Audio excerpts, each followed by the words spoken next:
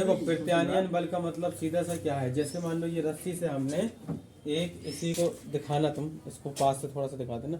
रस्सी से हमने कोई पत्थर टांग दिया, ठीक है, रस्सी से हमने एक पत्थर को टांग दिया। अभी ये मान लो अभी इस पर कोई भी एक्सटर्नल फोर्स नहीं है, तो एक्सटर्नल फोर्स ना होने की वजह से ये साम अवस्था में है, यानी रेस्ट फॉर्म में है। अभी तो इसमें कोई हलचल नहीं हो रही। तो इसका मतलब ये है कि अभी जब ये साम अवस्था में है पत्थर डोरी, तब इस पर अभी कोई बल कार्य नहीं कर रहा है।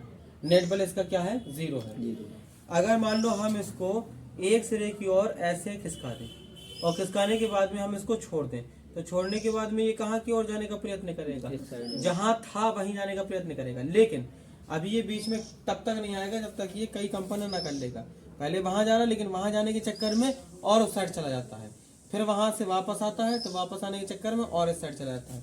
ऐसे कई बार इसके कंपन होते रहेंगे, पर धीरे धीरे धीरे धीरे अगर ये रुक जाएगा तो ये कौन सी स्थिति में रुकेगा, अपनी साम्यावस्था में रुक जाएगा।